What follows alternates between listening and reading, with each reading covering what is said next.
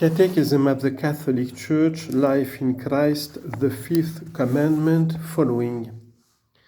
Intentional homicide, number 2268. The Fifth Commandment forbids direct and intentional killing as gravely sinful. The murderer and those who cooperate voluntarily in murder commit a sin that cries out to heaven for vengeance. See Genesis chapter 4, verse 10.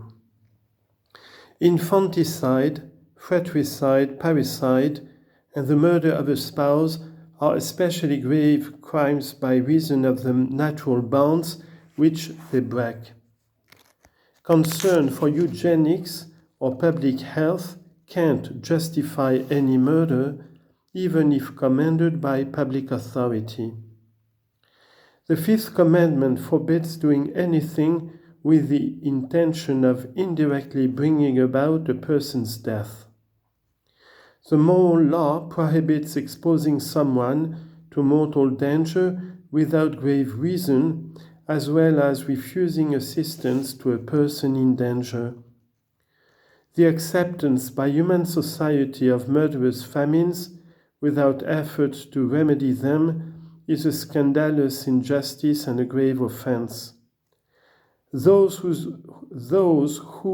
usurious and avaricious dealings lead to the hunger and death of their brethren in the human family indirectly commit homicide, which is imputable to them.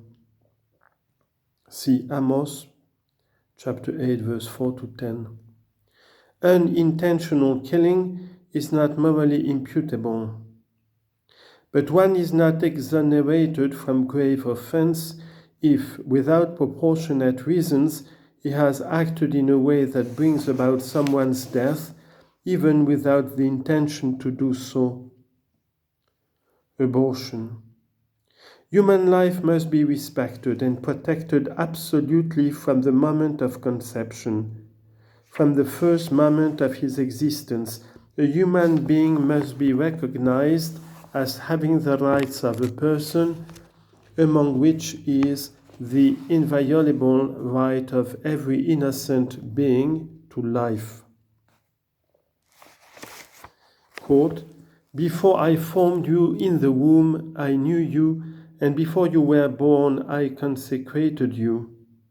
Jeremiah chapter 1, verse 5, Job chapter 10, verse 8 to 12, Psalm 22, verse 10 to 11.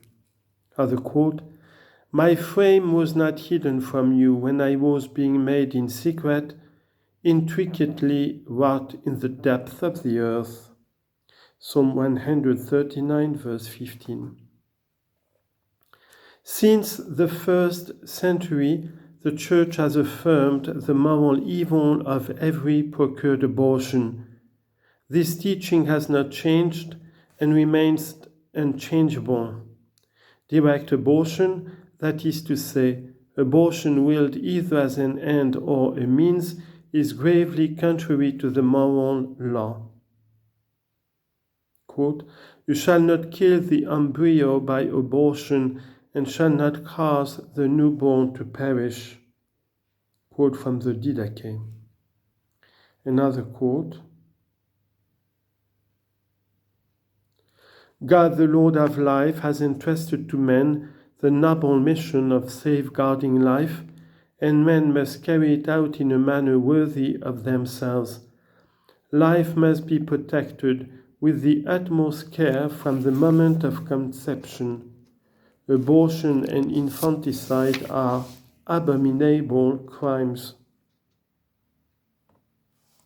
Formal cooperation in an abortion constitutes a grave offense.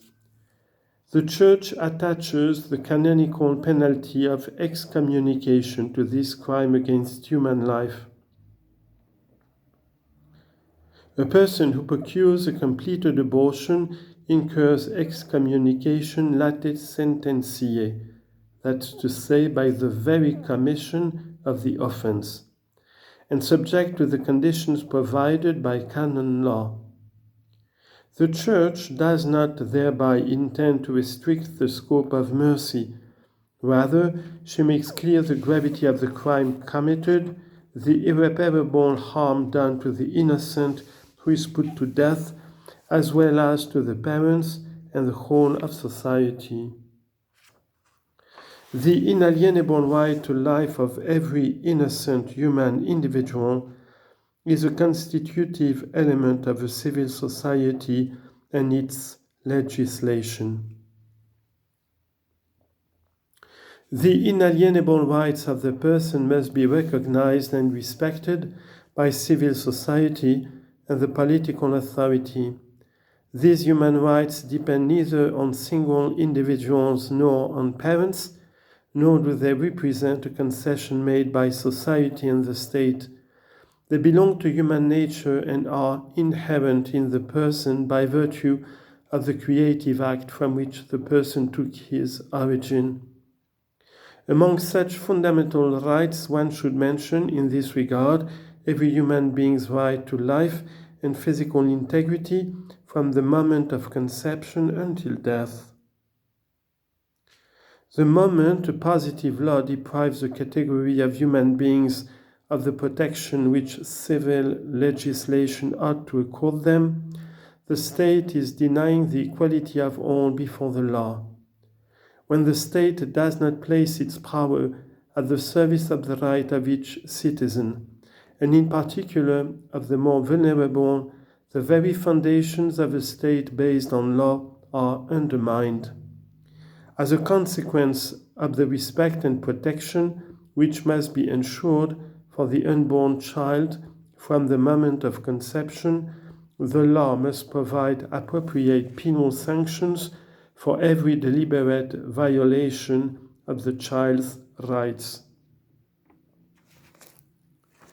Since it must be treated from conception as a person, the embryo must be defended in its integrity, cared for and healed as far as possible like any other human being. Prenatal diagnosis is morally licit if it respects the life and integrity of the embryo and the human fetus and is directed toward its safeguarding or healing as an individual. It is gravely opposed to the moral law when this is done with the thought of possibly inducing an abortion. Depending upon the results, a diagnosis must not be the equivalent of a death sentence. One must hold as licit procedures carried out on the human embryo which respect the life and integrity of the embryo and do not involve disproportionate risk for it, but are directed toward its healing, the improvement of its condition of health, or its individual survival. It is immoral to produce human embryos intended for exploitation as disposable biological material. Certain attempts to influence chromosomic or genetic inheritance are not therapeutic, but are aimed at producing human beings selected according to sex or other predetermined qualities.